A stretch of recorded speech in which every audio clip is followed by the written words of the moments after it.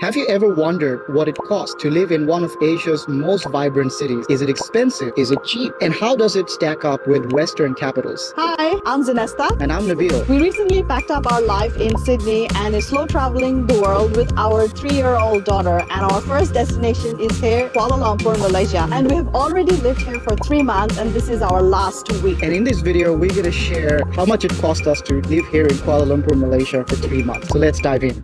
Cost of living is subjective, as each person or family's cost will be different because there are so many variables to consider based on your lifestyle. We are sharing our experience of 2 adults and a 3-year-old. We did not penny pinch, meaning did not compromise too much on our lifestyle. Our cost of living would likely be more than most locals because we are here for the first time and therefore haven't earned enough local knowledge. We had a budget of 4,000 Australian dollars or 2,560 US dollars per month, and stick around to see if we are able to stick to our budget or not. The costs in this video are covered in US dollars for consistency. Now, with that out of the way, let's get into it. In this video, we will cover 10 categories: accommodation, food, groceries, childcare, traveling, Transport, health, workspace, entertainment, and miscellaneous.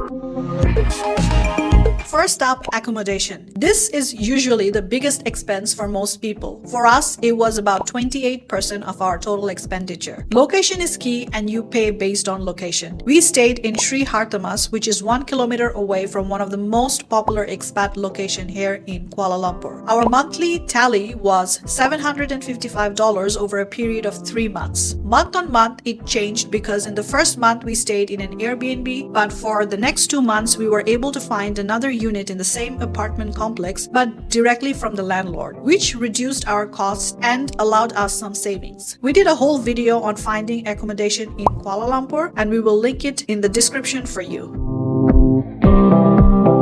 Food and eating out totaled 20% of our expenses. We ate out most of the time because eating out is quite affordable, but it's probably not the healthiest option. Our monthly tally was $599 over a period of 3 months and includes takeaway, dine-in, and grab food orders. Month on month, it changed because in the first month, we mostly ate local, but went a bit overboard with international food in the second month. That also coincided with the month when we did most of the traveling. We were able to rein it back slightly in the last month. We did a whole video on our most favorite Malaysian foods and we will link it in the description for you. Groceries totaled 4% of our expenses. Since we ate out most of the time, the groceries were mainly for the odd times we wanted to cook at home and snacks for us. Our monthly tally was $118 over a period of 3 months. Month on month, it remained rather constant, but the first month we spent the most since we were a bit unsure on how much was needed for us. Problems you face when moving to a new country. We did a whole video on grocery shopping in Kuala Lumpur and we will link it in the description for you. Yara's preschool was a significant 19% of our expenditure. We could have hired a nanny, but we chose to put her in an international preschool so that she could interact with other children and also learn new things. It also gave us the opportunity to focus fully on our work while she was at school.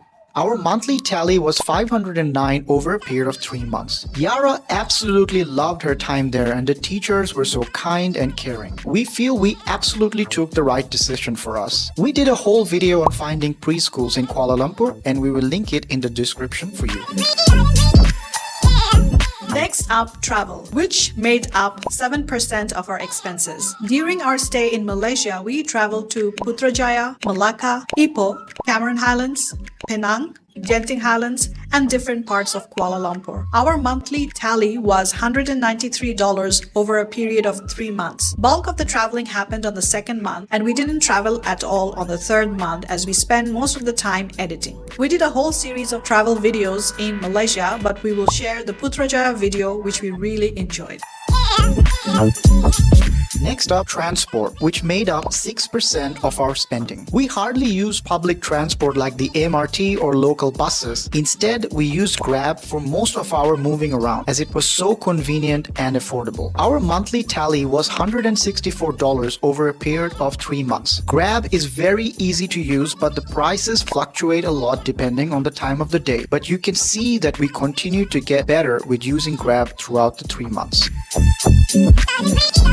Health is very important for us, and over here, health totaled 6% of our expenses. This category includes gym membership for both of us, Yara's doctor visit, and medicines. We had a gym in our apartment, but we still got the membership as we wanted to do the group classes and meet other people at Fitness First in Mount Kiara, but we are not that sure if we will continue to do this in our next destinations. The couple of times Yara had to visit a child specialist, we had a very pleasant experience. Our monthly tally was $152 over a period of 3 months. Gyms and doctor visits are not cheap but are of high quality, and the bulk of costs were gym membership for us.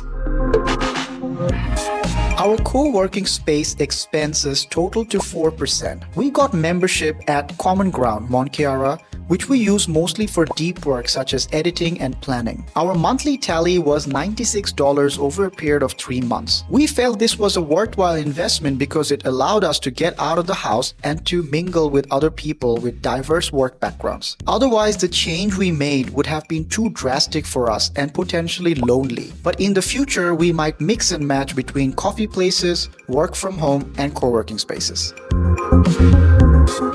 Entertainment accounted for 2% of our spending. I know, that's very low. This includes activity and experiences we paid for at Kuala Lumpur and all over Malaysia. Our monthly tally was 56 over a period of 3 months. Majority of them were during our travels, and we did so many it's hard to keep up. We will link this cave boat ride we did in Ipoh, which was something we will probably remember forever. It was one of our best experiences here in Malaysia. Lastly, the miscellaneous category, which accounted for 5% of our budget. This included a variety of things from SIM cards to haircuts. Yara got her first haircut here in Malaysia, which was quite memorable. Our monthly tally was $134 over a period of 3 months. So to sum it up, here is the total cost of living for a family of 3 in Malaysia for 3 months. As you can see, we overshot our budget by $176 per month. But to be honest, we sort of expected that to happen given we were learning on the go. But what we can say is that what we spent in 3 months here in Malaysia, we were spending close to exactly that amount in 1 month in Sydney, Australia. We have linked all the other videos in the description, so please do go and have a look at them if you would like to know more about a particular category. Living in Kuala Lumpur has been an incredible experience. It's a city that offers both luxury and affordability, and we have loved every moment of it. We've done another video which talks about why Malaysia is one of the most underrated countries in the whole of Southeast Asia. I will link it up over here so that you can go and have a watch. Thank you for watching this video. Do not forget to subscribe our channel because very soon we're going on to another country. I will bring you another country in the spotlight for you. See you later. Bye-bye.